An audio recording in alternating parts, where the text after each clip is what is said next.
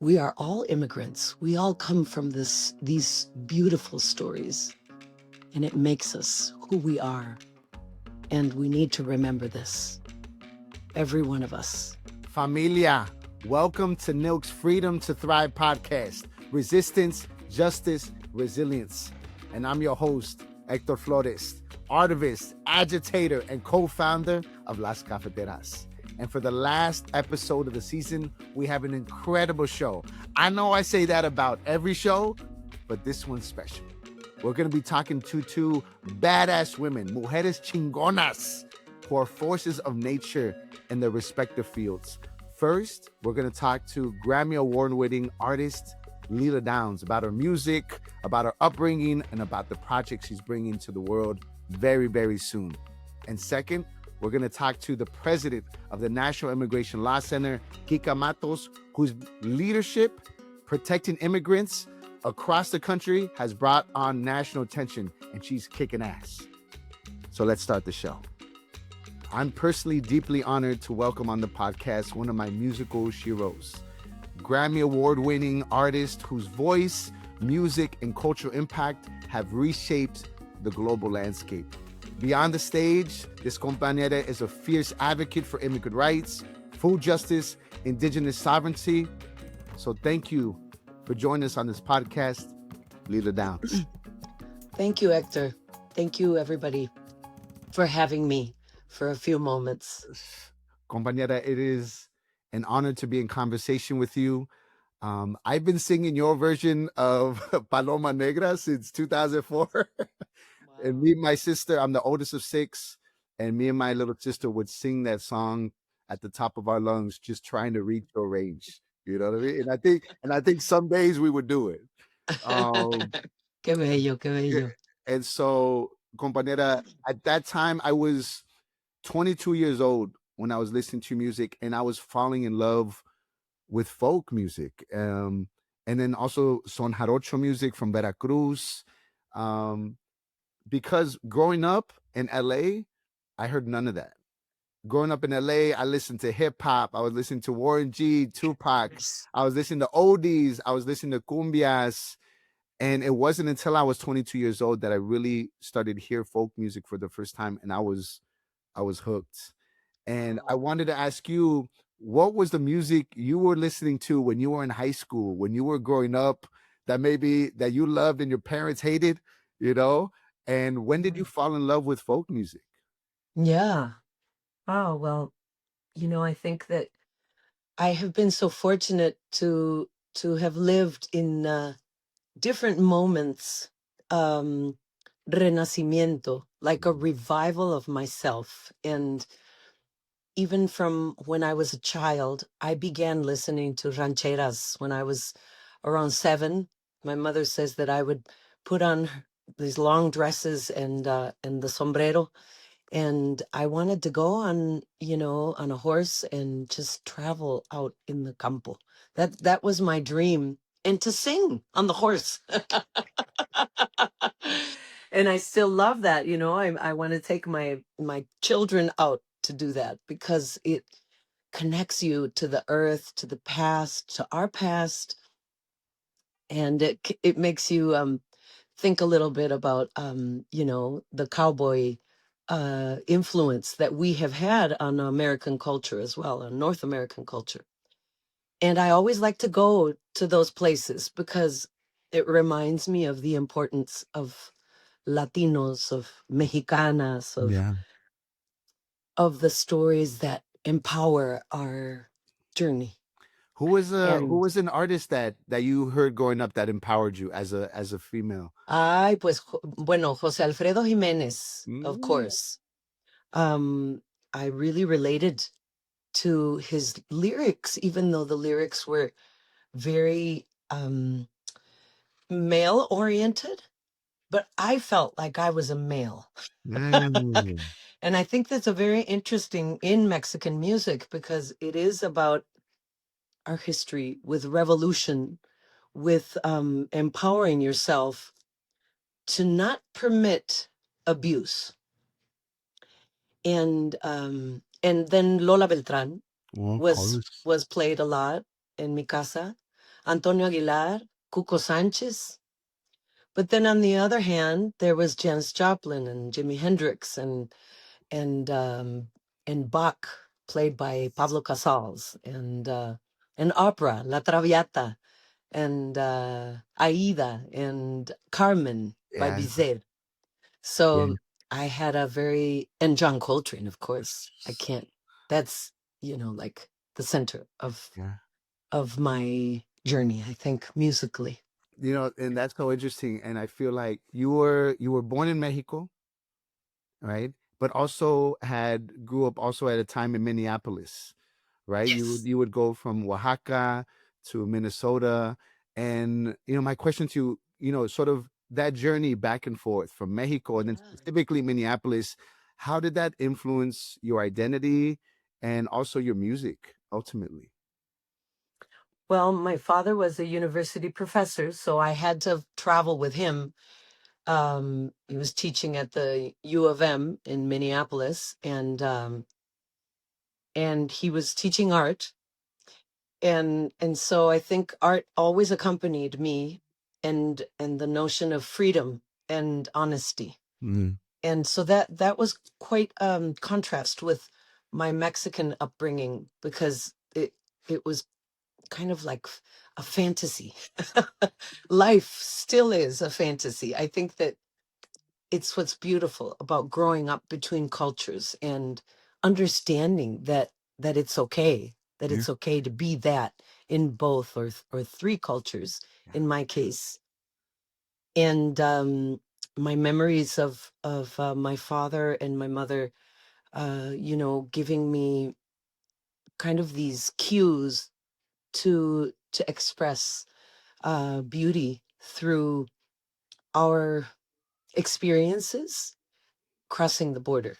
So I was very privileged in a sense compared to other family members Mhm. in my on my mother's side, who are indigenous as well, and would go and work in the fields in California and Florida and Washington and Carolinas.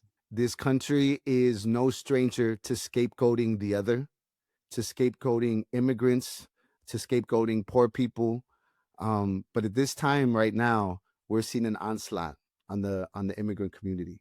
My question to you is, in what ways do you see the fight for immigrant rights as essential to protecting everyone's rights? There were immigrants that came over the Bering Strait thousands of years ago and populated this continent. And this is the nature of humanity. And every place in this universe, in this earth that we inhabit, we are immigrants. And gets complicated when we talk of First Nation, Second Nation, which is the nation that is more legitimate. It's not. We are all immigrants. We all come from these beautiful stories, and it makes us who we are. And we need to remember this, every one of us, and stop making a difference between the people who are so important to us in this country. And we are attacking the base of our spirit. And it's very sad. And I feel that what you're sharing right now is the perspective. And so I feel like artists have a responsibility to not just talk about policies and laws, but we have the opportunity to actually bring people along to a bigger sense of self. So I'm a Chicano boy. I was raised in East LA, San Gabriel Valley, and Eso. my mom's from Morelia, Michoacan, La Colonia Juarez. My dad's from San Luis Rio Colorado in Sonora. But I was raised here, and there was always a tension growing up. I remember being in fourth grade and people making fun of me for speaking Spanish. I remember not wanting to be Mexican when I was a kid, and there's that tension that existed between assimilating and holding on to your culture. being Yeah. proud of who you are at the same time being made fun of who you are, and that's Yeah. something that ultimately has develop my identity as someone who's very proud now, as a proud brown man, a proud Chicano.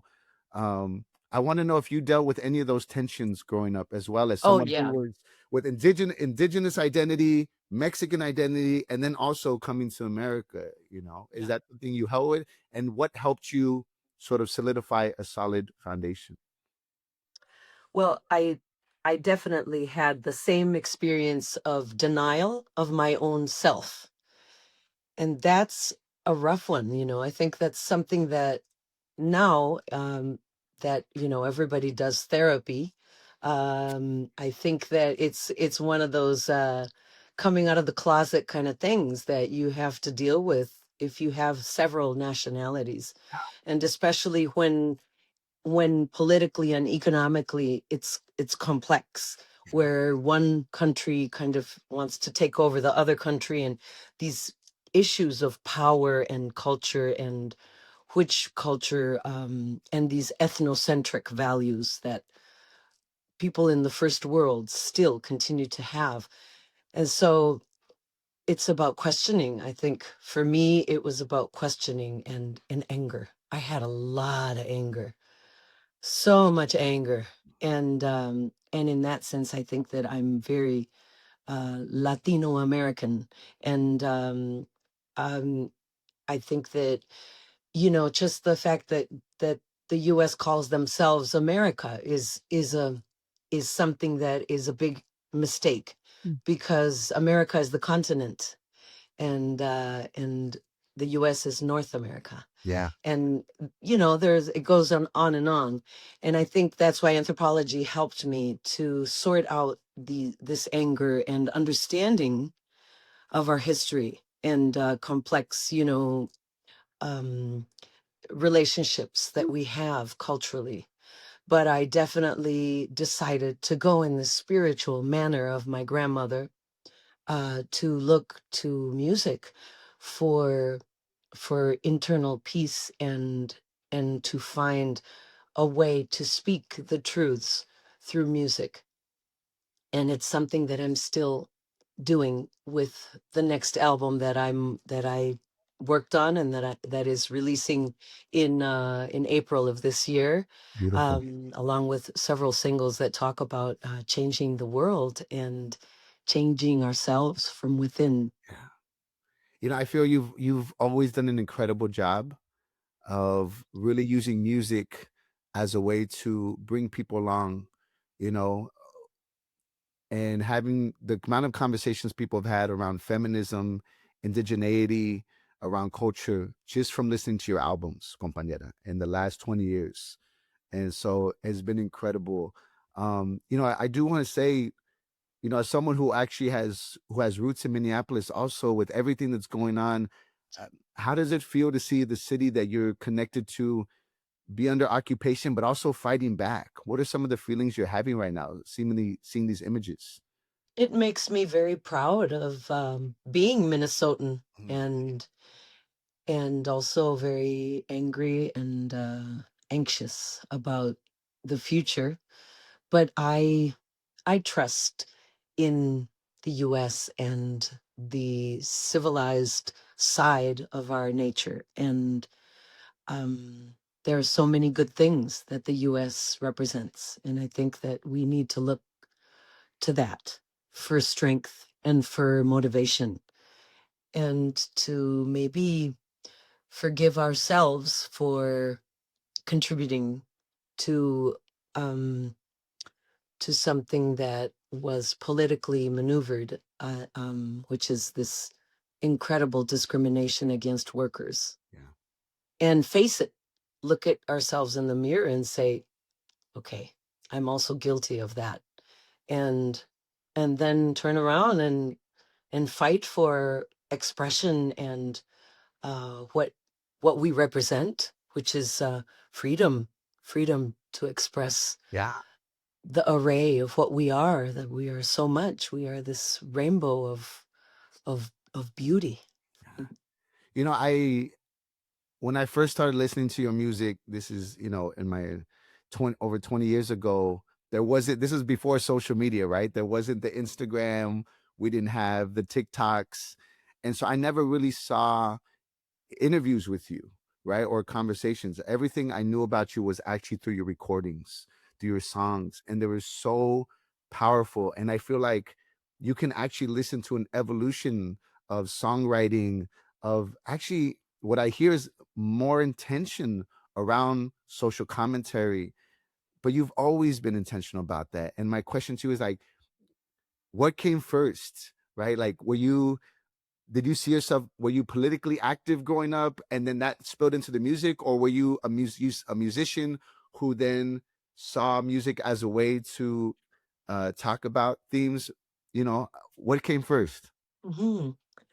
I think that in essence, well, my father was a bit of a troublemaker as well, and my mother is also a real she's what would I call her? She's this amazing spirit Mm, that had nothing and created and invented herself. And so I think that when I was a child, I really I'm Oaxacan. And Oaxacans, we are just political in nature, man. They can't keep us down. hey, hey, that's real. That's real. Yeah, and it's beautiful. It's quite complicated in our Oaxacan nation, of course. We have social expressions every day. So it's really difficult to cross the city sometimes, and it's very frustrating. But we are very influential in the rest of our nation because of that. We have a lot of strength in community, and I think, are exemplary in that sense. And I think Minnesota is as well. So I just happen to come from these Yeah. two places, and It and almost feels since you were born, right? Like you were born into it. You know, I don't know yeah, if you know, so our band, we have a song called Oaxaca Love Song. And we wrote it as an homage to Oaxaca because when we're talking about when teachers were on strike, right? And we're striking in Mexico, Oaxaca on the front lines. When narcos were trying to take over Campos, right? Campesinos, Oaxacan campesinos on the front lines. When the Zapatistas came out, Oaxaca came out. It feels like Oaxaca has been on the front lines for the social justice movements for a long time. And we wrote this song kind of as an homage. And then now you see Minnesota, a city that you may not think as a revolutionary town, is our yeah. shining light right now. You know, Yeah, it's kind of yeah. incredible, you know. So I wanted to, speaking about, activism and artivism, you have a song coming out with one of my favorite artists. It popped up on Instagram the other day that you have a song coming out with Snow the Products.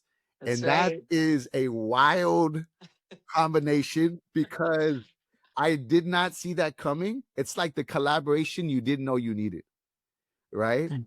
Snow Yeah, the Product is one of the baddest rappers, she not even is. Mexican or female rappers, one of the baddest rappers out there right Yeah. now. She's ratchet AF, and she's been one of the most vocal voices against ICE, the raids, around immigration policies. And to hear that both of you are doing a song is incredible to me. And I would like to know how that happened, right? Who contacted who, and what can we expect? Yeah, she's a brave woman, and I admire brave women, and I really relate. And I only spoke to her recently for the first time, and we did this TikTok together, and we connected a while back when we did a recording of our performance at Bellas Artes Mm. in Mexico City, and we wanted to have her. And of course, Bellas Artes is like the Carnegie Hall of Mexico. It's an exquisite building, and beautiful acoustics, and of course, opera house symphony presents itself there. And I believe that, you know, Sony connected me with her, and I explored her music and her creation of herself, you know, and I thought, wow, this woman, man, I love it. And so I actually invited her to come with me in Bellas Artes. Pero, you know, things are very complicated in Bellas Artes. It's speaking of union, it's controlled by 27 unions. So they all have a say in who can be at that venue, and it was quite complicated. So we didn't coincide at that time, and I'm very glad that we coincided now. I wrote a song que dice Cambias Mi Mundo, you change my world. And I dedicated it to the students, to Indigenous young women, because when I was 14, 15, I felt very abandoned by my society and rejected. And so I've been supporting a scholarship for 20 years now in Oaxaca that supports young Indigenous women. Mm. And they move me. They inspire me so much when they come from their Indigenous or Afro origin communities. They are so quiet, and someone was making this beautiful metaphor that they seem like they're the actual little the little worm that is, you know, kind of quiet, and then after 6 months of education they become a butterfly. Mm. And it's really amazing to see how education liberates people, and women especially. So I told her this story, and she accepted, and she is collaborating on this song that is coming out in a few days, February 12th. And I love it. I literally cannot wait, compañera, to hear that song. You know, it's I mean, you probably know this, but in LA, I mean, I grew up with a beautiful Oaxacan communities here. The Oaxacan culture and community here is so strong. We call it Oaxaca, California here. yeah. You know what I mean? And like even right now, I don't know if you this poster right here, it's from the Yeah. La Pistola, Es de la pistola, La ¿cómo no? Pistola, yeah. The Claro, homies they're out there in amazing. Oaxaca City who we're big fans of.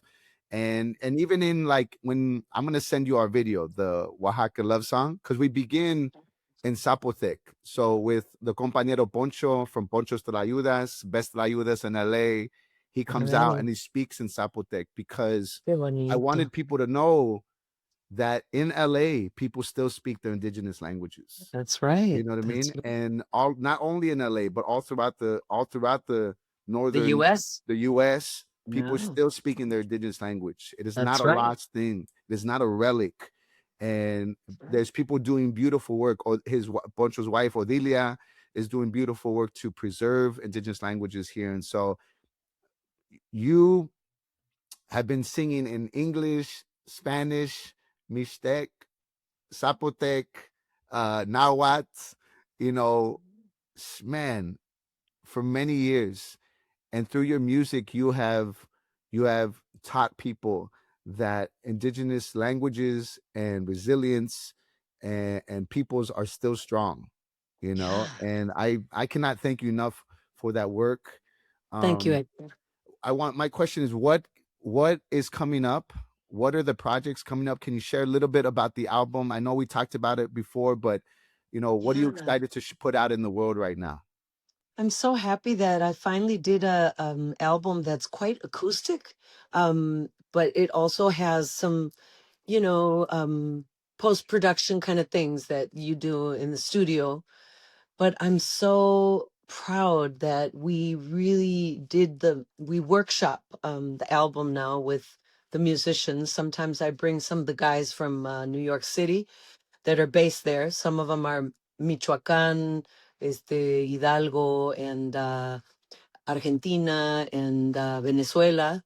And then the guys here in Mexico, also, I bring them to Oaxaca and we all eat tlayudas and have mezcal and we compose the songs and we record them. And so we did that this time. And it's so beautiful how it worked out organically. And I'm so happy that the album actually sounds like the workshop, because sometimes it changes so much and it becomes so post-produced. So I'm very proud of that. It's my most intimate work, and Alex Cuba helped me produce it. We both produced, and we have some amazing musicianship on the album. I believe it's very spiritual and introspective, but it's also angry and concerned and activist, and so it's kind of like going back to the roots, really. It's like the Lila that was in her 20s. That's how I Hey, feel about this album. I mean, I feel I feel like your stuff is getting stronger and stronger, whether it's whether whether it's Mi Cariñito that you put out, which is the cover, and then you come out with Clandestino, the Mano Chao one. But like, I love how you're taking sort of these Latin American anthems, reimagining them, reinventing them, bringing them back into the world. And now that you have new work coming out, I cannot wait. You know, my last question to you, Lila, is as someone who's been doing wonderful work for the last 20 years and has used music as your voice, right, to uplift communities. What would you say to young artists right now who may be afraid or timid to speak out, to use their music and their platform in this time? What would you say to them? I would say be proud of who we are and look to the ancestors and study your past. This is so important because I on this album I wrote a song about La Ceiba, about La Pochota. In Oaxaca we call it Pochota tree. This is a endemic tree that exists in all of the Americas, and it's a tree that, according to our ancestors, we were born from this tree. Hmm. um, and and it's sacred and it's beautiful and it takes us back millennium.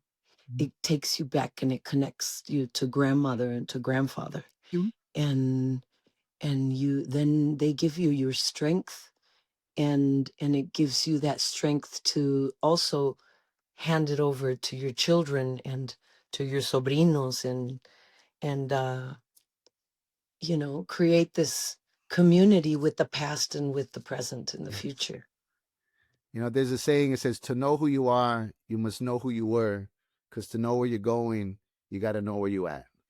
That's right. And it's all connected, right? It's all connected. And I love how you say we need to look to the ancestors if you're looking to where you're trying to go. And I feel like that is 100% correct. And that's Know the Product, Lila Downs collaboration Mhm. dropping February 12th. Everybody pre-save it, pre-download it, because that's going to be fire. That's right. Thank you so much, compañera. Gracias. Gracias. From Oaxaca, California to Coyoacán. Now we're going all the way to New Haven, Connecticut. I want to bring onto the podcast a woman who's doing so much right now and on the front lines of the immigrant rights movement, president of NILC, Kica Matos. Hello, ¿Cómo Hector. estás? Todo bien, gusto en verte. Wild times, compañera, wild times. This is the last episode of the season, and we talked at the beginning of the season, and we're now 10 episodes in, and a lot has happened in this country. Mm. Can you give us an update on what's going on right now with immigrants and the immigrant rights movement? Yeah, Hector, look, a year ago, we predicted that authoritarianism was going to be built on the backs of immigrants, and that this administration was hell-bent on both getting rid of as many brown and black people as possible and really consolidating their power and stripping down our pillars of democracy. And I wish this were one of the few occasions where I would have proudly said I was wrong. Unfortunately, NILC and I and our predictions are exactly on point with what we have seen happening. The interesting thing and the horrifying thing is that everything has happened much faster than any of us anticipated. So why do I say authoritarianism is being built on the backs of immigrants? I'm going to give you a few examples, right? One of the first things that Trump did when he became president was to take out a red Sharpie, look at Section 2 of the 14th Amendment to the U.S. Constitution, said, you know what, birthright citizenship, I don't like that. I'm going to get rid of it. And he just X'd it out with a pen, thinking that he had the legal right to do that. He has invoked wartime laws, in essence, to amass power, including the Alien Enemies Act, which in essence allowed him to deport hundreds of people without giving them the right to have a day in court. He has ignored now, Hector, not one, not two, not three, but 4 federal rulings related to immigration. Why? Because they didn't agree with the judge's ruling. Now mass deportations are happening, and what we are seeing is that lawless thugs, right, called ICE, are roaming the streets and kidnapping people in broad daylight. They're engaging in violence. They're ignoring their constitutional obligations. And last year, over 500,000 people were deported, but just not that. There are now 70,000 people in detention, the highest number ever. There were 36 deaths in ICE detention centers last year, and we politely call them detention centers, but they're in essence jails, terrible, inhumane conditions. Yeah. 16 people were shot at by ICE, and 4 of them were killed. And we saw the horrific videos of Alex Pretty and Renee Good. And finally, what we are seeing also is this explosive growth of ICE. 12,000 new officers were hired last year, and they changed the requirements and lowered the standards. So some of the people who are ICE officers are people that should not be wearing a uniform and should certainly not be armed. And my own analysis and our own analysis in many respects is that Americans are now being groomed to get used to the idea of having military on the streets, cracking heads, right? And soon enough, with the elections around the corner, I would not be surprised if now this very same police force does a pivot and starts doing everything it can to undermine these elections. So when we say they started with immigrants and they won't end with immigrants, they are following the path that many dictators and authoritarians follow, which is we will demonize a group, we will do terrible things to them, and then we will spread and amass our power and target other people. How has the protest in Minneapolis, what have you learned from that? What are you seeing from that? What is giving you hope from seeing people fight back in that city? Yeah, look, it is an affirmation that organizing matters.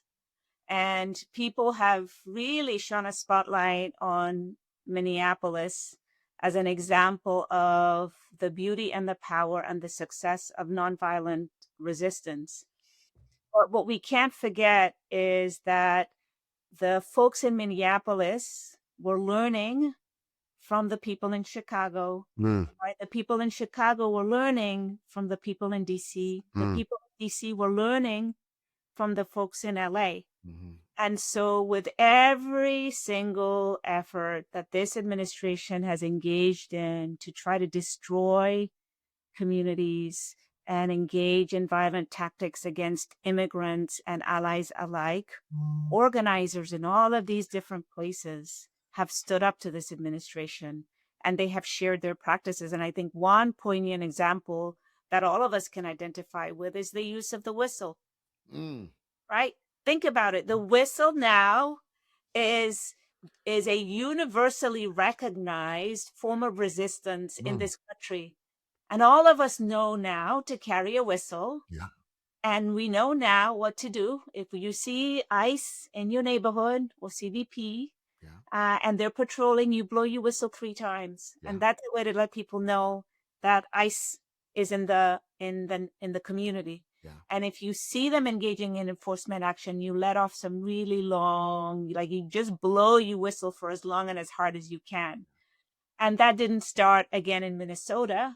It has carried over to Minnesota. And one of the things that organizers are doing all over the country is that very important thing about making sure that all of our allies and all of our activists and even everyday Americans who are now saying, this is not what I signed up for, know what to do. Know your rights training again, right? There's been a discipline about making sure that people everywhere know what their rights are. And so to me, look, if you had said to me, where do you think we will see the most resistance as Trump advances his brutal authoritarian plans? Would I have said Minneapolis? Absolutely, absolutely not. I know. But I gotta take my hat off to the folks in Minneapolis. You know, my conversations with folks in Minneapolis and organizers that I know doing on the work, I said the same thing. I said, who would have thought Minneapolis would be the stronghold, you know, right now for the country? And he tells me, he says, because people don't know that we've been actually organizing. He says, we've been doing rapid response teams, not to ICE, but we had rapid response teams for mutual aid during the pandemic. We organized block to block. He said, after the George Floyd killing, we organized then and also had rapid response and mutual aid crews. We've actually been preparing for this for the last 5 years. And so the fact that they want to come in winter, and we're winter people, is crazy, you know, is like, and he's like, nobody knows that we've actually been quietly organizing ourselves to protect one another for years. I never thought about that in that sense. And it was great to hear. And I feel people across the country need to understand how powerful these local, hyper local organizing blocks, rapid response teams are to protecting neighborhoods. You know, and Minnesota and Minneapolis is showing us the way right now, you know, and I feel even in LA, because LA is so big, it's almost hard to be everywhere at once. But that's the work. That's the organizing, and Minneapolis is showing us the way. And what's giving me life right now, and you've probably heard it, Chicago came out and said, the mayor said, we are going to prosecute ICE if they don't follow the law. Yeah. Right? And that courage, I always say courage is contagious. And now we're seeing public officials stepping up and speaking out, even in Connecticut. You know, I have been frustrated with the governor, thinking that he hasn't said or done enough. He gave a speech a few days ago and called out ICE. I would never have anticipated that he would have done it as well. It's really inspirational, and a reminder to everybody about the power of we the people. Right? Hey. So Kica, right now, a lot going on. How can everyday folks get plugged in, get involved, get informed? What would you say? Yeah, look, I have 3 big suggestions for folks. The first is to make your voice heard. Speak out, use your social media platforms, go to rallies, make your voice heard in whatever way possible. The second is to show up. And you talked about Minneapolis and the way that folks are showing up for each other. And I think that the term is neighborism or some such. So sign up to volunteer to do accompaniment for immigrants who are terrified to go to court by themselves, who are terrified to go to any formal appointment with any government official. It makes a difference when there is accompaniment. Or people are sometimes too afraid to even do grocery shopping. Sign up to volunteer and do those things that matter to people's lives. And the third thing is give. Wherever you are in your community, give to local immigrant rights organizations, give to bail funds so that immigrants can be bailed out of detention centers, give to organizations that are providing direct assistance to people who are suffering right now. What you cannot do is sit this out. because the only way we're going to beat back against authoritarianism is we, the people, rise up and say, enough. Yeah. We're not going to put up with this. You know, there's a story about a little boy, little 5-year-old boy, Liam. El niño, el Yeah, bonito, with conejo. yeah, you know, with the hat. And there was so much noise and so many calls to free that little one. And he was ultimately freed with his father right now, temporarily. But he is one of thousands of kids, hundreds of kids who are in detention unlawfully. Can you give us an update on his release and also the work to get other children also out of detention right now? Yeah, look, there are thousands of kids, like you said, in detention, and it's tragic and appalling and unnecessary. And the idea of family detention should shock any American with any conscience. Liam's detention and what they did to his father, and the way that they used him as bait to try to get other people inside of the house, that was all recorded. I mean, it's like the murders of Good and Pretty. This was another example. And the government did the same thing in all three instances, which is to try to gaslight Americans to say, you didn't see what you saw, right? And that is a huge tactical mistake on their part. And what I thought was really beautiful is that Congressman Castro from Texas, because he was sent, Liam and his father were sent to a detention center in Texas. Congressman Castro took it upon himself to visit them at the detention center, took photos of little Liam. He was very sick. He had a fever, and said, this is what this government is doing to this 5-year-old child. And these lawyers there was a team of 5. They filed a habeas petition, and it got before this judge, who wrote one of the most startling rulings I have ever read in my entire life. He really called out the government. I encourage everybody to read it. And he even quoted passages from the Bible on, and he put a photo of little Liam, that photo that we all know, with an ICE officer grabbing his backpack and him wearing his little bunny hat. Yeah. And he wrote 2 citations from the Bible. One was, and Jesus wept, and the other one was about little children. And he ruled and said, this government essentially is out of control, right? They're engaging in unconstitutional behavior, and Liam and his father to be released immediately. As soon as that, and that ruling was actually issued last Saturday, Congressman Castro then made sure that he was there to greet little Liam and his father, and flew back with them to Minnesota. And the thing about it is, the takeaway again is the power of we the people, but the reminder is exactly what you said, which is that Liam is one of thousands of children who will be forever scarred by the soulless, unconstitutional actions of this administration. Yeah. Todos somos Liam, you know? Yeah. If it happened to a 5-year-old boy, you are not safe in this country. You know, in that sense. And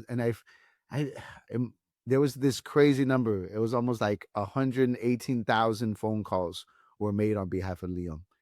We have to have that same energy for every kid in there.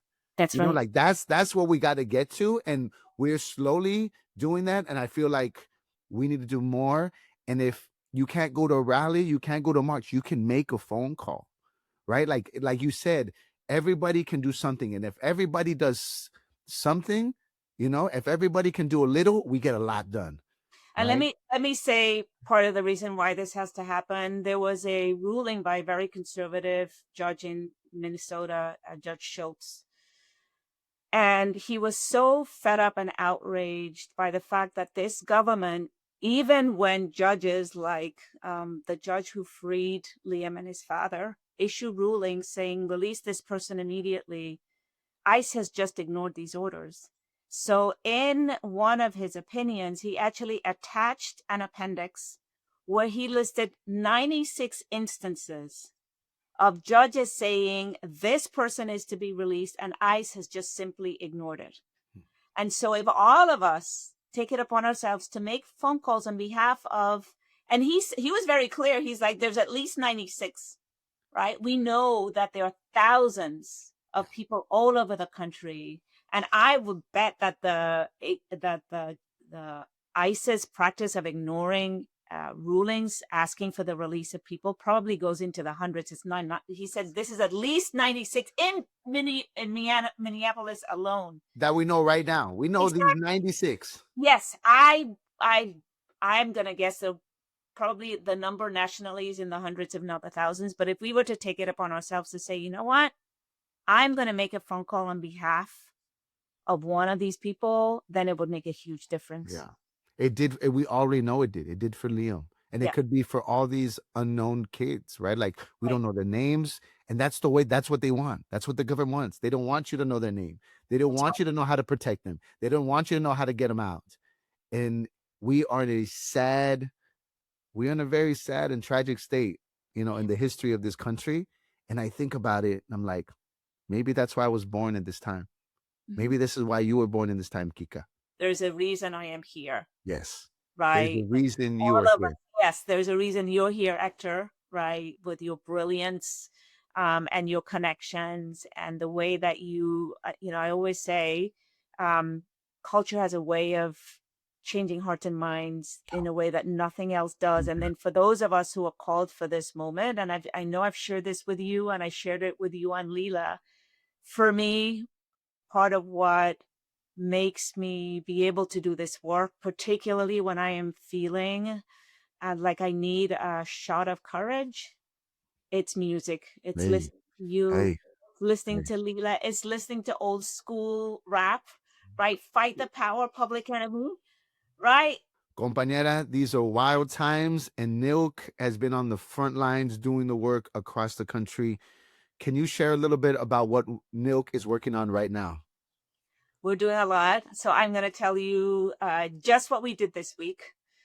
We filed a lawsuit challenging the Trump administration's announcement that they were going to stop issuing visas to immigrants from 75 countries. Let me note that these 75 countries had something in common, which is that 85% of these countries have majority populations of people of color. And so we filed that on Monday. We filed a habeas petition on behalf of our client who on Christmas Eve, Hector, went to the bathroom at Penn Station. He was about to catch a train, and Amtrak police was doing an LGBTQ sting in the bathrooms, and they saw him and they picked him up, and then they threw him in a detention center. And he's been languishing in a detention center with terrible conditions. This man has health problems. So we filed a habeas petition on his behalf. We're leading the battle in Congress right now to make sure that not one more dollar goes to ICE. And we are really ramping up a bunch of demands, right? Including we don't want Customs and Border Patrol or the FBI or the Drug Enforcement Agency to carry out enforcement in the interior.